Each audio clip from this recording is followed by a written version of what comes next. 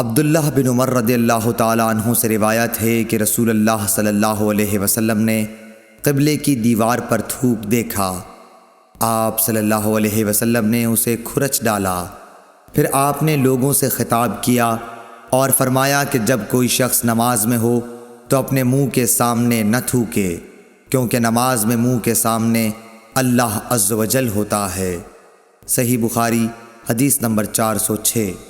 حضرت عائشہ ام المومنین رضی اللہ تعالی عنہا سے روایت ہے کہ رسول اللہ صلی اللہ علیہ وسلم نے قبلے کی دیوار پر رینٹ یا تھوک یا بلغم دیکھا تو اسے آپ نے کھرچ ڈالا۔ صحیح بخاری حدیث نمبر 407۔ حضرت ابو ہریرہ اور حضرت ابو سعید رضی اللہ تعالی عنہ سے روایت ہے کہ رسول اللہ صلی اللہ علیہ وسلم نے مسجد کی دیوار پر بلغم دیکھا۔ پھر رسول اللہ صلی اللہ علیہ وسلم نے ایک کنکری لی اور اسے صاف کر دیا۔ پھر فرمایا کہ جب تم میں سے کوئی شخص تھوکے تو اسے اپنے منہ کے سامنے یا دائیں طرف نہیں تھوکنا چاہیے، البتہ بائیں طرف یا اپنے بائیں پاؤں کے نیچے تھوک لے۔ صحیح بخاری حدیث نمبر 408۔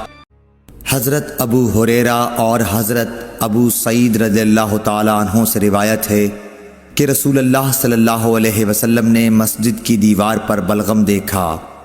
پھر رسول اللہ صلی اللہ علیہ وسلم نے ایک کنکری لی اور اسے صاف کر دیا۔ پھر فرمایا کہ جب تم میں سے کوئی شخص تھوکے تو اسے اپنے منہ کے سامنے یا دائیں طرف نہیں تھوکنا چاہیے، البتہ بائیں طرف یا اپنے بائیں پاؤں کے نیچے تھوک لے۔ صحیح بخاری حدیث نمبر 409۔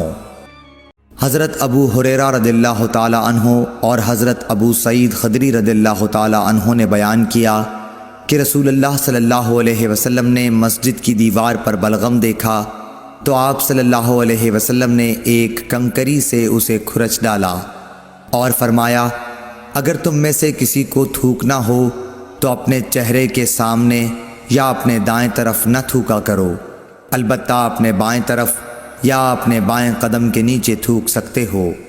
صحیح بخاری حدیث نمبر 410۔